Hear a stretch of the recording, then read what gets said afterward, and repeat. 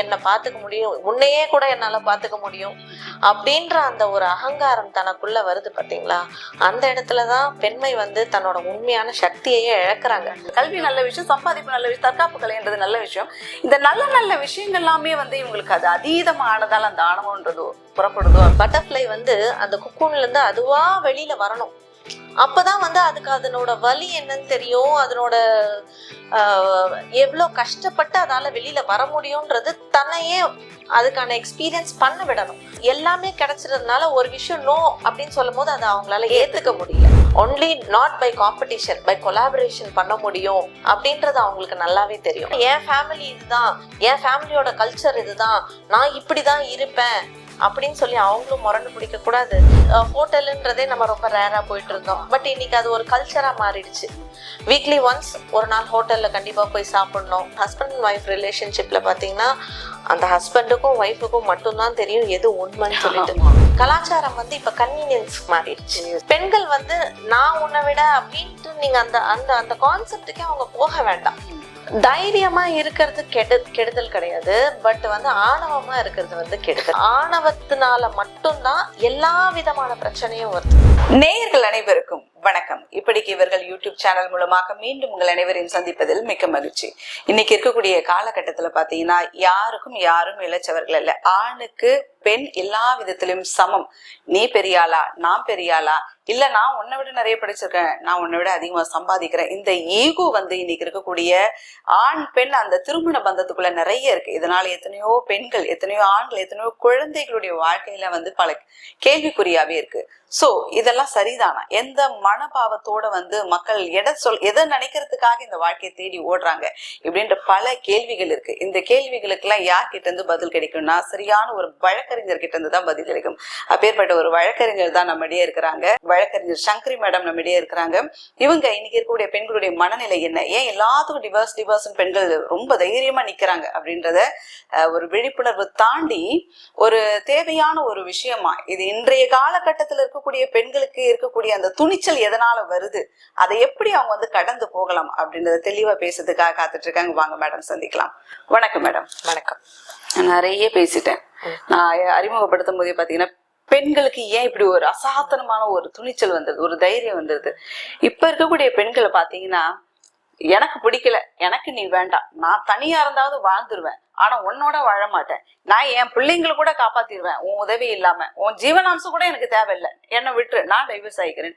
எப்படி ஒரு தைரியம் வந்தது, எப்படி மனபம்? அப்பெல்லாம் வந்து நீங்களாம் கேள்விப்பட்டிருப்பீங்க, அப்பா அம்மா வந்து கணவனுக்கு அடங்கிதாம இருக்கணும், இப்படிதாம இருக்கணும், குடும்பம்னா இப்படிதாம அட்ஜஸ்ட் பண்ணி வாழணும், இப்படின்ற ஒரு கலாச்சாரம் மருவி இங்க வந்து நிக்கிறோம். என்ன காரணம், அடிப்படை எதுல இருந்து ஆரம்பிக்குது, அதை பத்தி சொல்லுங்க.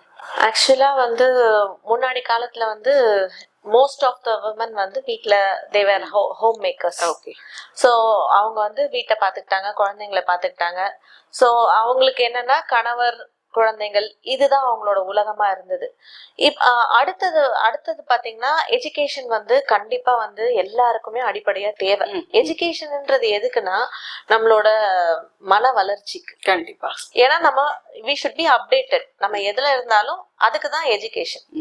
ஸோ அந்த எஜுகேஷன் வந்து பெண் பிள்ளைகளுக்கு வந்து அதிகமா கொடுக்க ஆரம்பிச்சதுக்கு பிற்பாடு அவங்களுக்கு வந்து ஒரு வேலை வாய்ப்புகள்ல எல்லாத்துலயுமே அவங்களுக்கு முன்னுரிமை, இந்த மாதிரியான விஷயங்கள் எல்லாம் படிப்படியா முன்னேற அவங்களுக்கு என்ன ஆகுதுன்னா அவங்களுக்கு ஒரு தன்னம்பிக்கை வந்துடுது. அதாவது என்ன நானே காப்பாத்திக்க முடியும், யாரோட உதவியும் இல்லாம என்ன நானே காப்பாத்திக்க முடியும். அது ஹஸ்பண்ட்னு தான் சொல்ல முடியாது, சம்டைம்ஸ் பேரண்ட்ஸோட உதவி இல்லாம கூட என்னால சர்வை பண்ணிக்க முடியும் அப்படின்ற அந்த ஒரு தைரியம் வந்து அவங்களுக்கு வருது. இந்த தைரியம் நல்லதா, அதுதான் இப்ப கேள்வி. தைரியமா இருக்கிறது கெடுதல் கிடையாது, பட் வந்து ஆணவமா இருக்கிறது வந்து கெடுதல். சரிங்களா? தைரியத்துக்கும் ஆணவத்துக்கும் அதிகமான வித்தியாசம் இருக்கு. சோ தைரியமா இருக்கிறது தான், அதுக்காக தான் எஜுகேஷனே கொடுத்தாங்க. நீங்க தைரியமா இருக்கணும், எந்த நேரத்திலயும் உடைஞ்சிடக்கூடாது.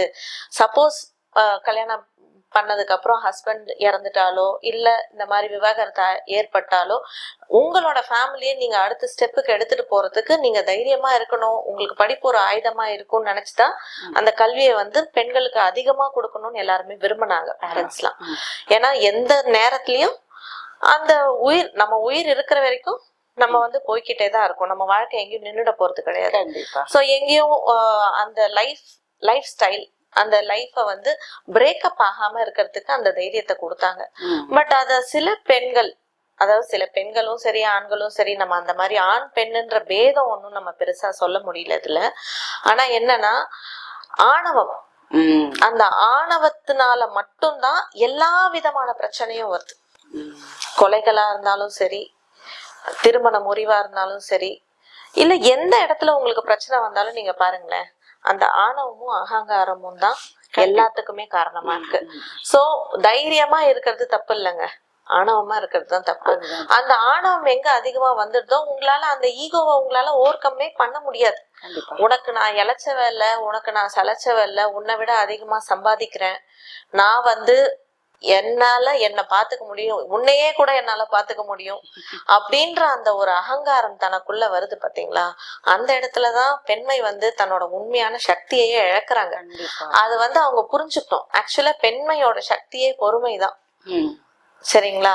அந்த பொறுமை, பெண்மையோட சக்தி பொறுமையா இருந்ததுனால்தான் பார்வதி பரமசிவம் அப்படின்னு இருக்கும் போது அந்த அம்மாவோட பேரு சக்தி இல்லைங்களா? சோ பெண் வந்து அந்த அளவுக்கு சக்தியானவ. அந்த சக்தி இல்லைன்னா அந்த சிவனே இயங்க முடியாது. கண்டிப்பா. சரிங்களா? சோ அந்த அப்படி இருக்கிற ஒரு சமயத்துல பெண்கள் வந்து நான் உன்னை விட அப்படின்ட்டு நீங்க அந்த அந்த அந்த கான்செப்டுக்கே அவங்க போக வேண்டாம். See, you are one of the part of the society, men are one of the part of the society. So அந்த நம்மளோட சொசைட்டி இப்படிதான் ஆண் பெண் மூலியமா தான் இயங்க முடியும் அப்படின்றது அதுதான் விதிக்கப்பட்டது. சோ இதுதான் நம்மளோட லைஃபும் நம்ம எடுத்துட்டு போறது. சோ இப்படிப்பட்ட ஒரு சமயத்துல அந்த அகங்காரத்தை விட்டுட்டு தைரியமா இருந்தா அந்த ஆணுக்கும் ஒரு தைரியம் வரும்.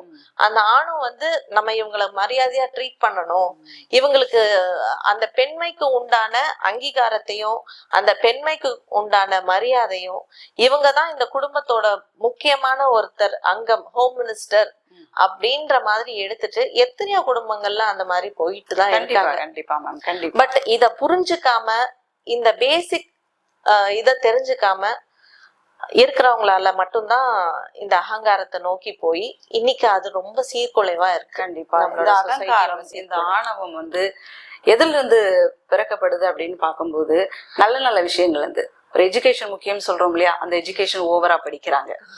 எஜுகேஷன் ஏன் கொடுக்க, நாளைக்கு ஃபியூச்சர்ல நீ சம்பாரிச்சு நல்லா இருக்கும், நல்லாவே சம்பாதிக்கிறாங்க பெண்கள், நிறையவே சம்பாதிக்கிறாங்க. சோ எது ஒரு தற்காப்பு கலை, பெண்கள் அப்பெல்லாம் வந்து வீட்டோட அடங்கி இருந்தாங்க. இப்பெல்லாம் தற்காப்புகள் எல்லாத்துலயும் வந்து ஜிம்முக்கு போறதுல இருந்து ஸ்போர்ட்ஸ்ல இருந்து எல்லாத்துலயுமே வந்து நல்ல பிரேவா இருக்கிறாங்க. ஒரு தற்காப்பு, என்ன யாராவது தாக்க வந்தாலும் என்கிட்ட தற்காப்பு கலை இருக்கு, ஆண் துணை இல்லைனாலும் பரவாயில்ல, நான் என்கிட்ட பணம் இருக்கு, நான் என்கிட்ட எஜுகேஷன் இருக்கு. சோ இதெல்லாம் நல்ல நல்ல விஷயம். கல்வி நல்ல விஷயம், சம்பாதிப்பு நல்ல விஷயம், தற்காப்பு கலைன்றது நல்ல விஷயம். இந்த நல்ல நல்ல விஷயங்கள் எல்லாமே வந்து இவங்களுக்கு அது அதீதமானதால அந்த ஆணவம்ன்றதோ புறப்படுதோ அப்படின்ற மாதிரியான ஒரு கேள்விகள்லாம் கூட வருது.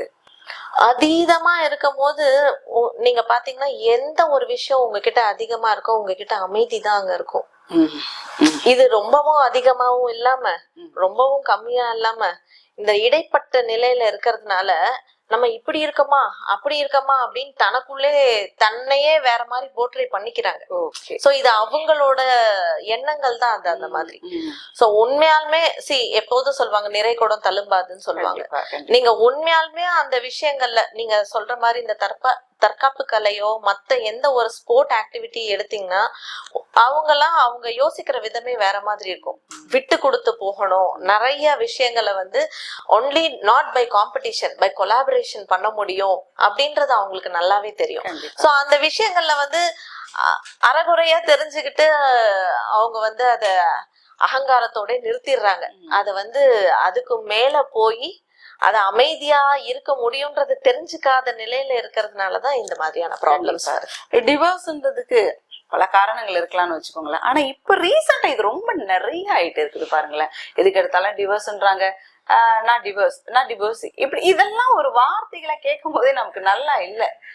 ஏன் இந்த காலகட்டத்துல இந்த ஜெனரேஷன்ல அது ரொம்ப ஜாஸ்தியாவே இருக்கு? என்ன பேசிக், அதை பத்தி ஏதாவது? இது வந்து முக்கியமா பாத்தீங்கன்னா சகிப்புத்தன்மை குறைஞ்சிருச்சுங்க. சரி, அதாவது சகிப்புத்தன்மைன்றது வந்து எந்த இடத்துலயுமே நோ நோன்றது ஒரு முழுமையான சென்டென்ஸ் தான். அது எந்த இடத்துல சொல்லணுமோ அது அந்த இடத்துலதான் அந்த நோவை சொல்லணும். சரி சரி. சோ இந்த சகிப்புத்தன்மைன்றது இப்போ நம்ம சின்ன வயசுல இருந்தே இப்ப நம்ம பிரதர்ஸ் சிஸ்டர்ஸ் வீட்டுல இருந்திருப்போம், பக்கத்து வீட்டுல ஃப்ரெண்ட்ஸ் எல்லாருக்கும் ஏதாச்சும் ஒரு சமயத்துல விட்டு கொடுத்து தானே இருந்திருப்போம். சோ அந்த கண்டினியூட்டியா அதை கொண்டே வரணும். லைஃப் லாங் நம்ம இதெல்லாம் லேர்ன் பண்ண வேண்டிய விஷயங்கள். எந்த ஒரு விட்டு கொடுப்பவர்கள் கெட்டு போவதில்லைன்னு சொல்லிட்டு இருக்கு. சோ இந்த மாதிரியான விஷயங்களை வந்து நம்ம சின்ன வயசுல இருந்தே அவங்க மனசுல புகுத்தணும். பரவாயில்ல, ஏன்னா இப்போ மோஸ்ட்லி பாத்தீங்கன்னா எல்லார் வீட்லயும் சிங்கிள் சைல்டு இல்லைன்னா 2 பசங்க. சோ மோஸ்ட்லி பாத்தீங்கன்னா சிங்கிள் சைல்டா இருக்காங்க. சோ எல்லாமே அவங்களுக்கு அந்த வயசுல கிடைச்சிருது. ஈவன் அவங்க ஒரு சின்ன ஏழை சமுதாயத்துல இருந்து வந்தாலும் சரி, மிடில் கிளாஸ்ல இருந்து வந்தாலும் சரி, அப்பர் மிடில் கிளாஸ்ல இருந்து எந்த கிளாஸ்ல இருந்து வந்தாலுமே அவங்க ஒரு ஆள் தான். எல்லா விதமான கவனிப்பும் அப்பா அம்மாவோட முழு அட்டென்ஷனும் அவங்க மேலதான் இருக்கும். சோ எல்லாரோட அட்டென்ஷனும் அவங்களுக்கு தான் கிடைக்குது. அண்ட் அவங்களுக்கு தேவையான விஷயங்களும் அவங்களுக்கு ஈஸியா கிடைச்சிருது. முன்னாடி மாதிரி இப்போ நம்ம வீட்டுல 4 பிரதர்ஸ் சிஸ்டர்ஸ், எங்க வீட்டுல 3 பேர். இப்போ ஒரு விஷயங்கள் வந்து ஹோட்டலுன்றதே நம்ம ரொம்ப ரேரா போயிட்டு இருந்தோம். பட் இன்னைக்கு அது ஒரு கல்ச்சரா மாறிடுச்சு. வீக்லி ஒன்ஸ் ஒரு நாள் ஹோட்டல்ல கண்டிப்பா போய் சாப்பிடணும்.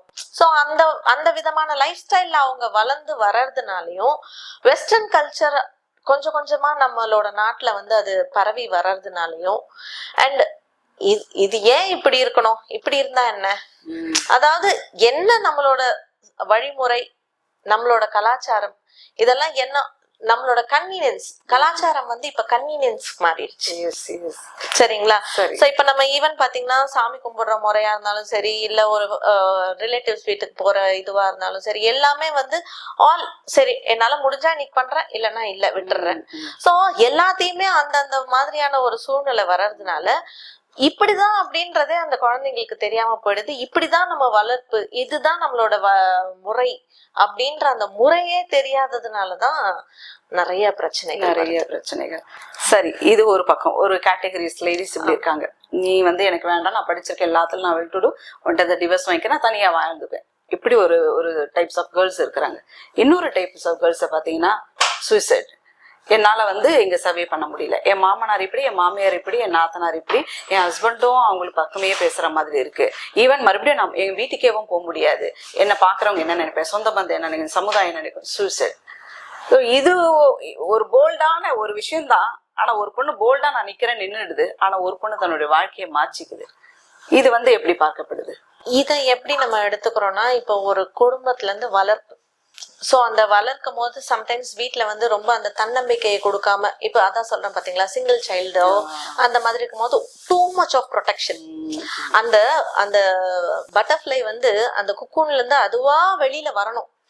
அப்பதான் வந்து அதுக்கு அதனோட வலி என்னன்னு தெரியும், அதனோட எவ்வளவு கஷ்டப்பட்டு அதால வெளியில வர முடியும்ன்றது தன்னையே அதுக்கான எக்ஸ்பீரியன்ஸ் பண்ண விடணும்.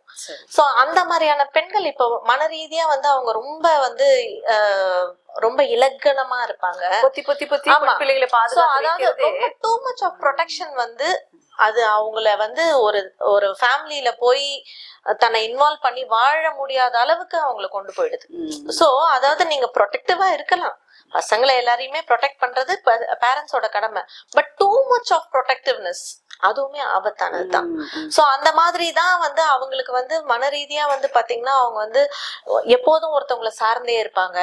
ஒருத்தவங்க ஒரு சுடு சொல்ல தாங்கிக்க கூடிய மனோபாவம் இருக்காது.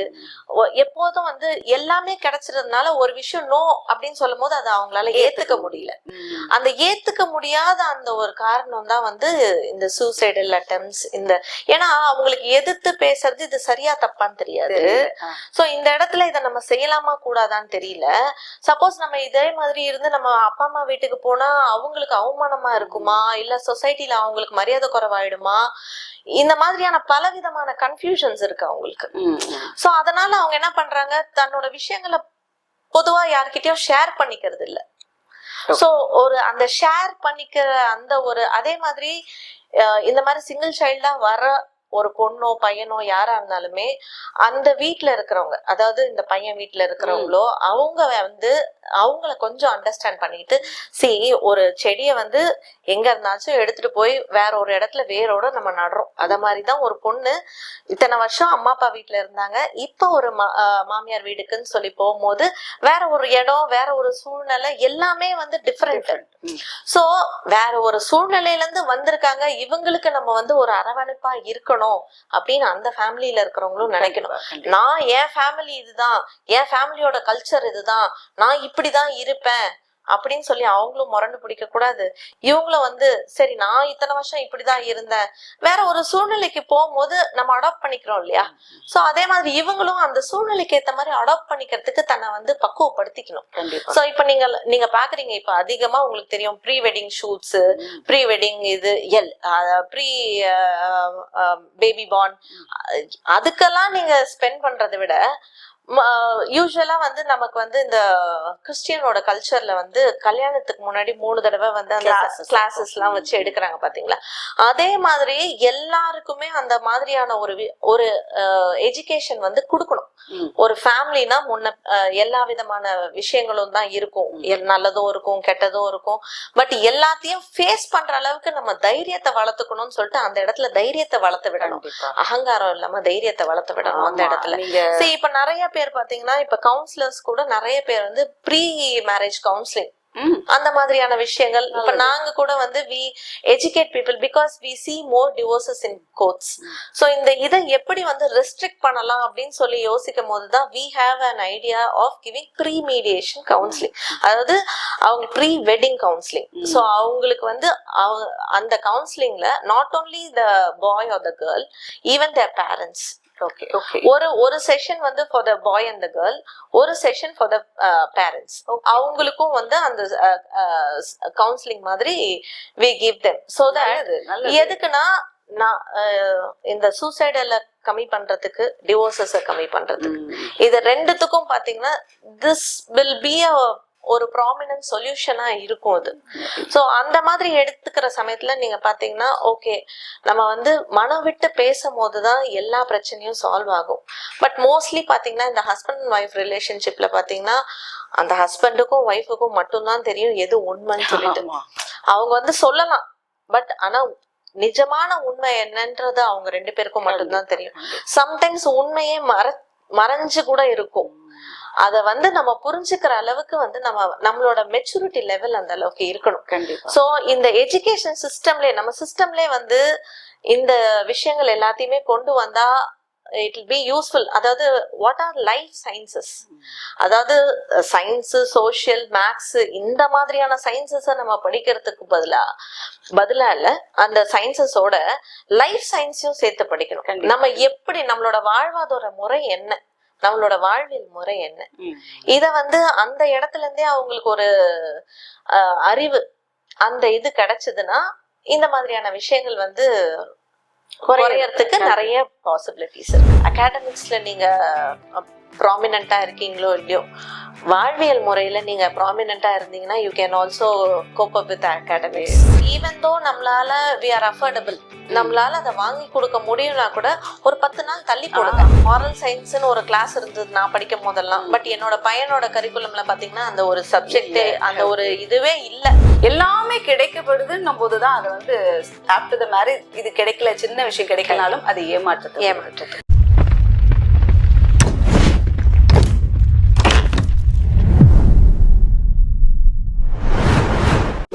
ஷேர் பண்ணுங்க, சப்ஸ்கிரைப் பண்ணுங்க, மறக்காம